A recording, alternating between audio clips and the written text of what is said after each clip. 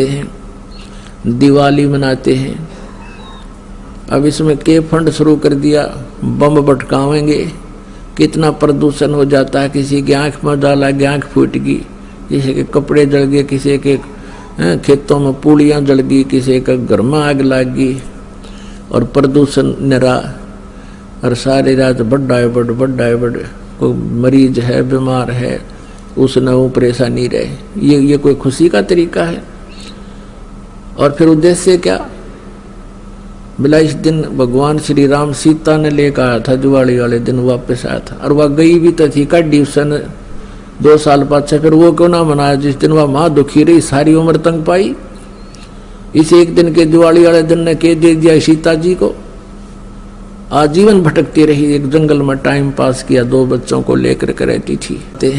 या कुरीतियां संतों ने हटाने की चेष्टा की तो अन्य समाज ने उसको लगाने की चेष्टा की, तो जिस कारण से भक्त और संसार के अंदर सदा से ही विरोध बना रहा। क्योंकि संसार की जो रीतियां रिवाज हैं वो काल प्रेरित है, वो यही रहने की है, और संतों की मर्यादा इस काल की मर्यादाओं से हटकर है, वो भक्ति बाधक है।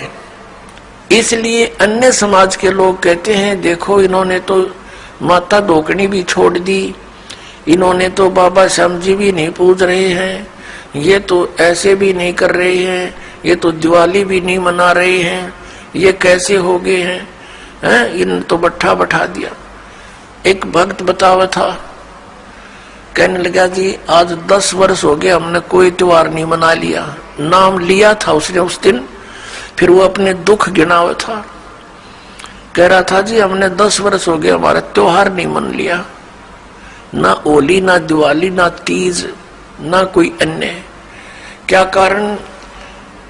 कि हमारा परिवार है, कभी तो हमारे घर में कोई खुद जवान भाई की मृत्यु हो जाती है, 1 वर्ष उसकी चिंता पूरी होती है, तब तक दूसरा कोई रिश्तेदार निकट में, जैसे बहन का पति मर गया, फिर त्योहार मने नहीं, फिर कोई बिल्कुल साथ में का केताऊ का मर गया जवान, फिर ऐसे फिर लड़का मर गया। 10 वर्ष हो गया हमने त्योहार नहीं मना लिया। तो फिर इन त्योहारों को किस लिए मनाते हैं? या तो फिर भी मनाओ अगर इतने कंपलसरी है तो। ये कहने का भाव ये है, यहाँ कुछ मनाने की जरूरत ना है, या तो भगवान के गुण गान की आवश्यकता है, और उस समय को याद रखे, ये जाने का समय याद रखे।